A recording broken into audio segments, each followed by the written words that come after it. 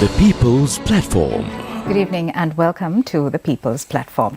Now, the Sri Lanka-US Fullbright Commission was established by an agreement signed by the two governments in 1952 as an autonomous, binational, non-governmental organization promoting mutual understanding through academic, cultural and professional exchanges with over 2,000 alumni working at the highest levels across universities, business, government, NGOs and artistic organizations. My guest tonight brings in extensive professional experience to Sri Lankan American academic exchanges with over 3 decades in academia, consulting, business and government, operating in a role that is instrumental in creating new opportunities to further Fullbright Sri Lanka's mission to ensure that it empowers future leaders and underrepresented groups in higher education. I'm most pleased to welcome to the show Executive Director at the Fullbright Commission, Dr. Patrick McNamara. Welcome to the show. Thank you, Sonali. It's a great honor and a privilege to be here on your show.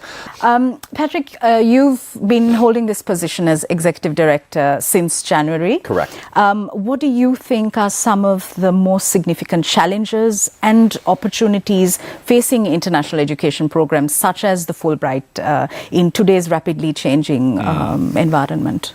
I think there's a few different dynamics that are changing in the international education world. One is that there are so many more players. It used to be that actually the United States was among the destination places. Now you have, UK, Germany, Australia, China, a lot of different options for students who want to go abroad.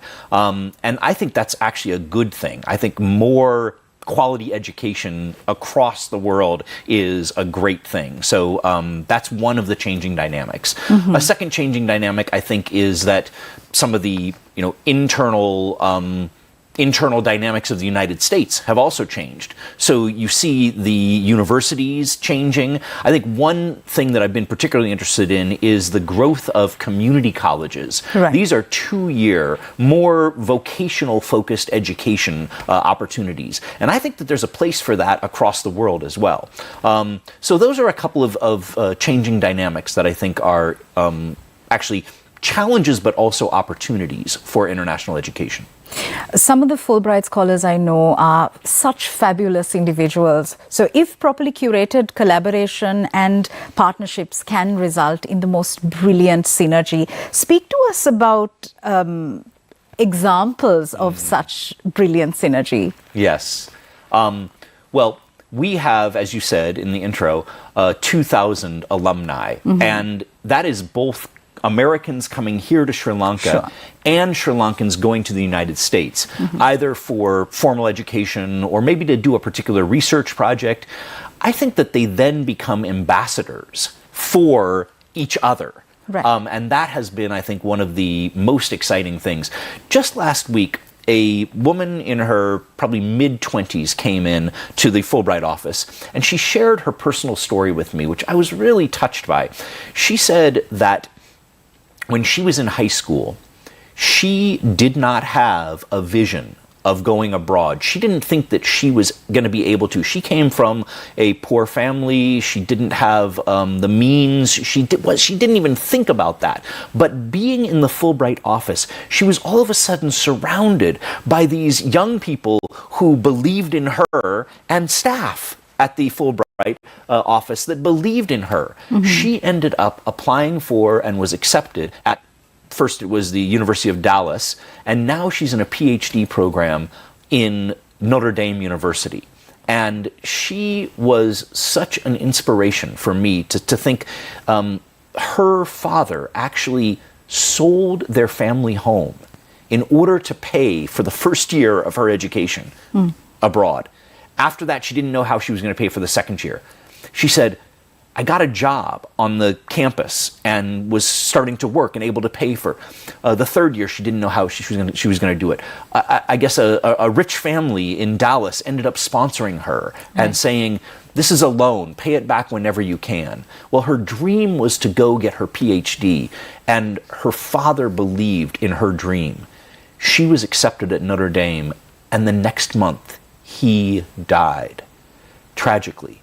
And that story touched me because I know that a father's love for his daughter, I have two daughters, goes so deep. And to see your daughter succeeding in that way must have been an incredible success story for him and his family, as well as for her. Now she's about to defend her dissertation for her PhD at Notre Dame. Okay. So socioeconomic hardship, yes, and a lack of awareness about opportunities, these are some of the key issues that keep people away from realizing their fullest potential, True. from realizing magic.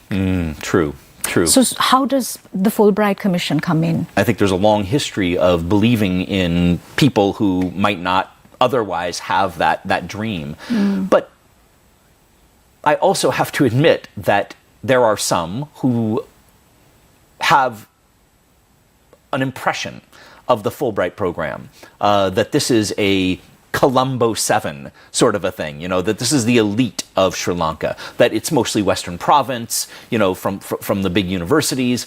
And so in my first 3 months here in Sri Lanka in this job, I've been to Sri Lanka 3 times before, I can tell you more about that, but that I really have made a commitment to get out of Colombo. Sure. And this isn't just me, this is really the board of directors, a binational board, 3 appointed by the Sri Lankan government, 3 appointed by the US government every year.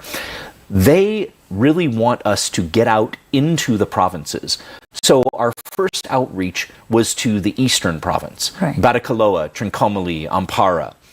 Our second was to the northern province, Kilinochchi to Jaffna, and Vovnia, and that set a tone that we are not just about the elite, that Sure. we are really wanting to build those relationships of trust and awareness, because if we don't have people applying from across this island, then of course we're not going to have ultimately the scholars and students right. from across the island. So I think we are really making a very concerted effort and a commitment to get out and to begin to build some relationships of trust with underserved communities across this island. Okay, fantastic. In light of the emerging trends in education, technology, international relations, how do you think the Fulbright program is evolving and has evolved? Yes, well, there are particular focus areas that I think evolve based on the binational commission. So, looking at both sides of the Fulbright program, what are the priorities for the government of Sri Lanka? What are the priorities for the government of the U.S.? And given that, how can we begin to build some exchanges around those particular priorities? And that actually is one thing that is articulated on the Fulbright website. Diversity, equity, and inclusion, these are increasingly important considerations True. in education and international exchange. How do these principles feature in the Fulbright programs? Well, there are Fulbrighters who are specifically focused on some of these areas of diversity and inclusion. I also think that it is about who we reach out to. As I said before, some of the underserved areas of Sri Lanka are, I think, where we're trying to build some of those, and that begins to build the diversity and inclusion as well. There's also, at least in some places, a language barrier, because you have to have a certain level of English in Sure. order to do a Fulbright. So one of the things that we're committed to is providing some extra opportunities for those who might not have gone to English medium schools.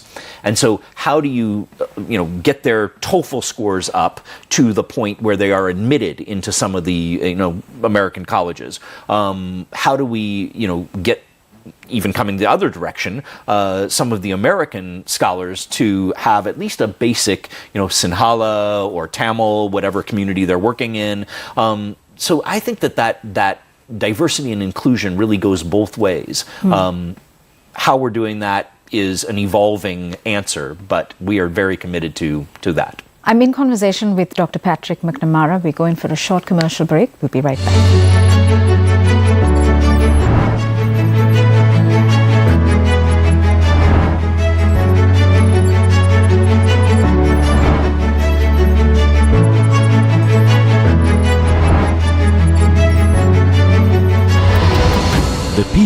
platform. Shakti Crowd.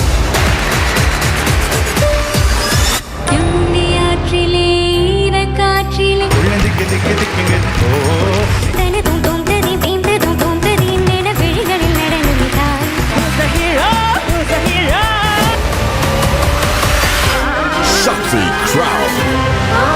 Every Saturday and Sunday at 8:30 p.m. Tune in to Shakti TV.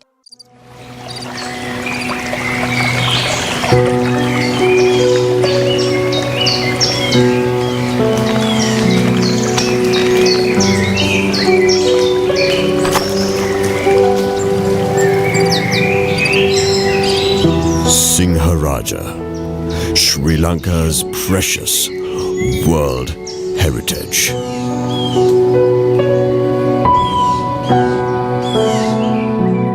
පූජා කියන්නේ ලේසියෙන් දල කඩන්න පුළුවන් හැපින්නක් නෙමෙයි.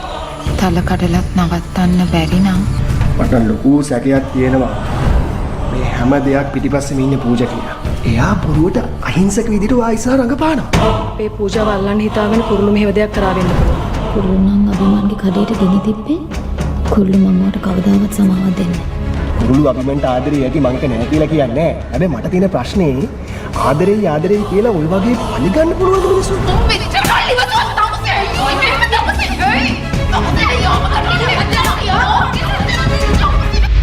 නීල පබලෝ අද රාත්‍රී 9ට සිරස ටෙලිතිරයෙන්. You know, if you are saying that someone conspired to get rid of you as president or whatever, you must have the hard evidence. The idea of putting this particular individual as chairman of this committee may well be to satisfy the SLPP or whatever. Need to know what these pieces of legislation are and how it impacts on their life. I would say we have no preference. We are ready for any election. Because the Pohutto fellows know that they can't stay with the Pohutto anymore because of what happened. We are a political party who listens to professionals and academics who know the subject. That being said, he is still a mandateless leader. Right. I would have said that whoever assumed duties, 95% of their, income are going for the lease of the aircraft.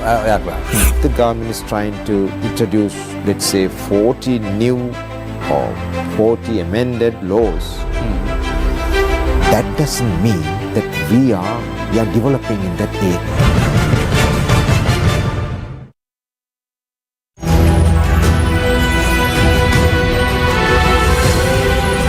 TV1 TV for life.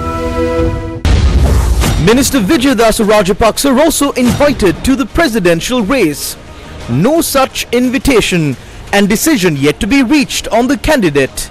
SLFP responds. UNP extends invitation to 4 SJB members. No one will join the UNP. Chandima responds.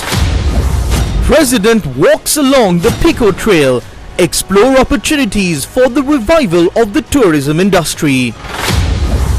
Israel and Iran issue warnings against each other.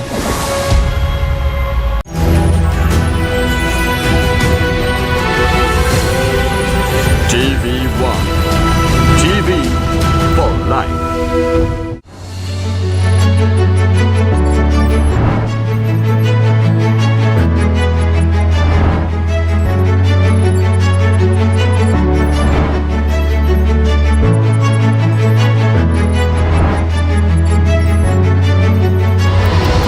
The People's Platform. Welcome back. I'm in conversation with the Executive Director of the Fullbright Commission, Dr. Patrick McNamara. Patrick, one of the key areas of focus of the Fullbright Commission is to ensure that people-to-people relationships are fostered in a meaningful manner. Take us through how this happens. That's right, Sonali. We have at our core mission is building bridges of understanding and peace between the people of the United States and the people of Sri Lanka through educational, artistic, and professional exchanges. It's really building those bridges of understanding and peace through people-to-people contact. Many times, I think, you might have a stereotype or an impression of, the people in a particular place. In the United States, there are certainly impressions, and sometimes going there and meeting people from the United States dispels some of those myths. Likewise, coming here to Sri Lanka might dispel a lot of myths for people. I first came to Sri Lanka in 1991, and it was a very different Sri Lanka. It was a challenging time, as you might know. I know you were maybe just very young at that time, but I saw Sri Lanka through the eyes of a young, idealistic traveler, and I fell in love with this country. And I fell in love with the people and the culture and the diversity. And I thought to myself, if I could ever come back there, that would be a dream come true. Well, I did come back twice since then, and now I've come back for the rest of my life. The impressions that one has coming into Sri Lanka, I think, are, I'm just speaking openly here, that, when I told my students in University of Nebraska in Omaha that I was coming to Sri Lanka, they said, how can you go there? That's a terrorist place. Aren't you scared? Dr. Patrick, how are you going to live there? And I said, no, actually, there are more people that die of gun violence in America than die of all homicides of any kind in Sri Lanka. So it is actually a safer place that I'm going. And that's one impression that I think you come here and you realize that, yes, there is a challenging history. I understand that. But the people are so kind and welcoming, so generous and hospitable. It is a great place. And when you begin to build those people-to-people relations, that's when I think true understanding and peace happens. We're living in a world that is plagued by misinformation, disinformation, xenophobia, hate and hurt. What is the role of education and cultural exchange in creating more humane spaces that are inclusive and that focus on human dignity and kindness? Yes. Well, as you know, as a human rights lawyer, that is, I think, really important that we dispel the myths, that we don't buy into all the different disinformation that we are fed. We're there on social media, and we're getting algorithms that are feeding us whatever rabbit hole we're going down there. When we get out from behind the screens and begin to build true relationships, that's when I think people begin to understand, I am different, but I also share some of the same values. I also have, some of the same dreams. I have some of the same hopes. That connection then becomes deeper, and no longer is it, the evil empire of America or the, terrorist history of Sri Lanka, but it's just Patrick and Sonali sitting here and having a conversation and enjoying that deeper truth that we're beginning to discover when we can get through all of the disinformation and really build a human connection. Beyond the Fullbright exchanges, what else does the Fullbright Commission do? Yes. A number of things. One of them is we run some different programs. One is called the Humphrey Fellowship. Humphreys are mid-level professionals who are working on some major issue within their countries, and they are then sent to the United States, and through a cohort for about 9 months, they take a deep dive into that issue. In fact, the group director here, Sivan, is one of the Humphrey alumni, and he really focused on media and media relations. Another one of our board members, Ravi Diaz, was a banker, and he took a deep dive into banking and ended up, the trajectory of his career took off. And He was the CEO of Commercial Bank and is now the chairman of Ceylon Bank. And so you see these people who have come through the Humphrey program and are now really highly placed professionals. That, I think, is a great success. Another program is the T program. T is for teachers in government schools who are serving underserved areas. Right. And they're sent for a short program, 6 weeks, and they take a deep dive into pedagogy, teaching skills, and especially using technology in the classroom. Then they come back and they continue to serve in those government schools. This T program is something that I think has a great impact on Sri Lanka and other countries around the world. So those are two other examples of programs that we run. Patrick, your PhD is in public administration. Yes. When you observe the manner in which states are run and the overarching duty of states to act in the best interests of the citizens, to act in the most humane manner, what aspects of governance do you think these states are missing out on? Well, I want to first say that the Fullbright Commission is a non-political NGO, so we're not getting into the politics of, Sure. and so saying above politics, I will say that I have taught many different courses on good governance and done trainings for public administrators on good governance, ethical leadership, and that is really at the core. Rule of law and really having policies and procedures that are going to ensure that not only is the public served, but also international investors who are waiting in the wings and maybe looking and saying, is that a place that I want to invest? Because I have this capital. I could do that anywhere in the world. Is that a place that I want to invest? Do I trust that that's going to be the safe and profitable investment? So I think that good governance is really at the heart of not only serving the people, but also the economic development in the longer run, and ultimately, back to the Fullbright Commission, education, which is really at the heart of good citizenship, I think. I believe that education is the key to democracy. And if we don't have an educated citizenry, then democracy is going to die. And I hope that what Fullbright is doing, even in a small way, is continuing not only here in Sri Lanka, not only in the United States, but across the world to really grow democracy. You also have a master's degree in conflict resolution. Yes, I do. What are your perspectives on mainstreaming peace education? It's almost an obsolete academic discipline that doesn't really have a place in real life.